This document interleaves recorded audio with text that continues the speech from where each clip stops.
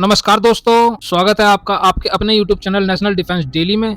तो दोस्तों, जो खबर मैं आपको बताने जा रहा हूँ, यकीन मानिए यह भारत और भारत के भविष्य के लिए सबसे बड़ी खुशखबरी है, क्योंकि भारत ने एक ऐसे सुपर प्लान को अप्रूवल दे दी है जिसने भारत को दुनिया के सबसे सुपर एलीट क्लास में लाकर खड़ा कर दिया है।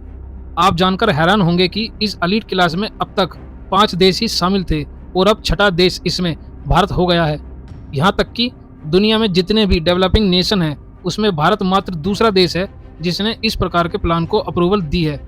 इससे आप अंदाज़ा लगा सकते हैं कि यह कितनी ज़्यादा बड़ी और इम्पोर्टेंट बात है।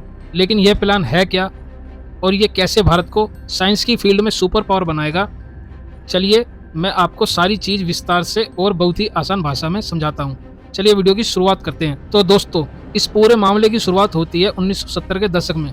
दरअसल उस समय पश्चिमी देशों में सुपर कंप्यूटर इन्वेंट हुआ और दुनिया भर में यह फैलना शुरू हुआ और इसने दुनिया भर का काम बहुत ही ज़्यादा आसान कर दिया था। तेज़ी से रिसर्च का काम हो सकता था, नई नई दवाइयों की खोज हो सकती थी।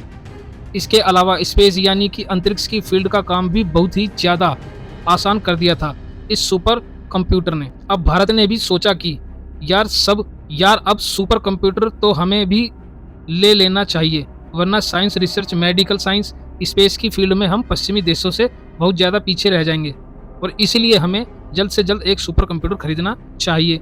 और इसलिए भारत ने पश्चिमी देशों से संपर्क करना शुरू कर दिया। लेकिन कई साल बीत गए, पश्चिमी देशों में से कोई भी हमें एक सुपर कंप्यूटर बेचने को तैयार नहीं हुआ।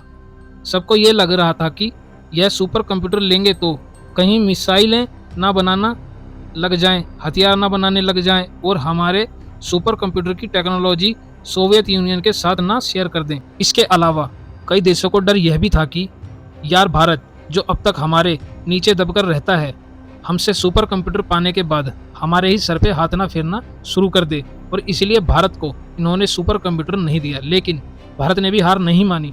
1980 के दशक में भारत ने अपना खुद का एक सुपर कंप्यूटर बनाना शुरू किया जिसका नाम था परम। 1980 के दशक के आखिर तक भारत ने इसे पूर्ण रूप से बनाकर तैयार कर लिया और आप जानकर हैरान होंगे कि उस वक्त ये दुनिया का दूसरा सबसे फास्टेस्ट सुपर कंप्यूटर था। यकीन मानिए, आज हमने स्पेस साइंस रिसर्च के मामले में जो भी तरक्की करी है उसमें परम सुपर कंप्यूटर का बहुत बड़ा योगदान है। अगर परम सुपर कंप्यूटर ना होता तो हमारी तुलना साइंस के मामले में पाकिस्तान से हो रही होती। हम कभी भी पश्चिमी देशों को स्पेस में टक्कर दे ही नहीं पाते। लेकिन आप सोच रहे होंगे कि यह पुरानी कहानी मैं आज आपको क्यों बता रहा हूँ। इसका कारण यह है कि यह दौर दोबारा फिर से लौट चुका है, क्योंकि अब सुपर कंप्यूटर पुराने पड़ गए हैं, उनकी जगह ले ली है क्वांटम कंप्यूटर्स ने। दुनिया के 5 ऐसे देश हैं जो क्वांटम कंप्यूटर डेवलप करने में लगे हुए हैं, जैसे कि अमेरिका, फिनलैंड, फ्रांस, ऑस्ट्रिया।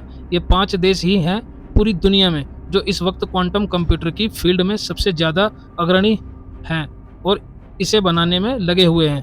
अब आप खुद सोचिए कि दुनिया में 195 कंट्रीज़ हैं और उनमें से 5 ही देश ऐसे हैं जो क्वांटम कंप्यूटर्स बना रहे हैं। यानी कि ये कितनी ज़्यादा रेयर और एडवांस टेक्नोलॉजी है कि हर कोई इसे नहीं बना सकता।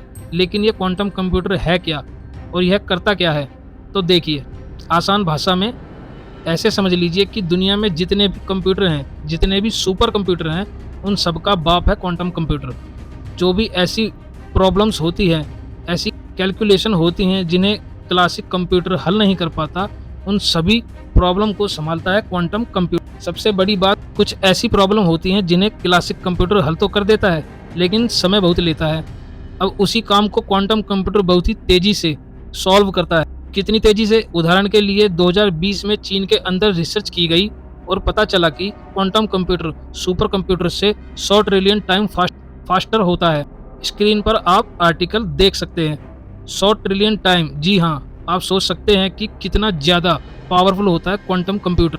अब आप खुद सोचिए, अगर इसका इस्तेमाल स्पेस की फील्ड में, मेडिकल साइंस की फील्ड में होने लगे तो रॉकेट कितनी जल्दी बनेंगे, नई नई दवाइयों की कितनी तेज़ी से खोज होगी और जो गंभीर से गंभीर बीमारियां हैं उनके लिए भी हम दवाएं तैयार कर सकेंगे।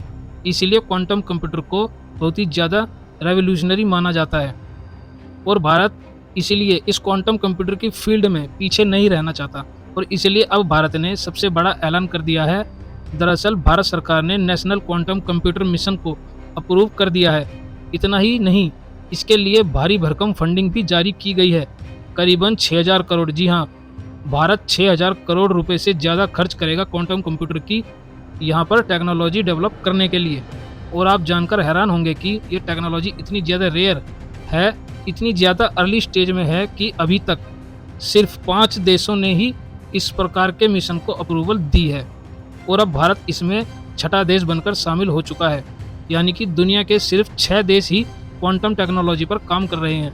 यहाँ तक कि भारत ब्रिटेन से भी आगे है और यकीन मानिए यह देख कर बहुत ही ज़्यादा खुशी होती है, क्योंकि अभी तक यह होता था कि अगर पश्चिमी देशों या अमेरिका में कोई टेक्नोलॉजी बनने की बात हो रही है या किसी टेक्नोलॉजी का यहाँ पर आविष्कार हुआ है तो उसे भारत आने में 15 से 20 साल लगते थे। लेकिन अब भारत पश्चिमी देशों के साथ compete कर रहा है।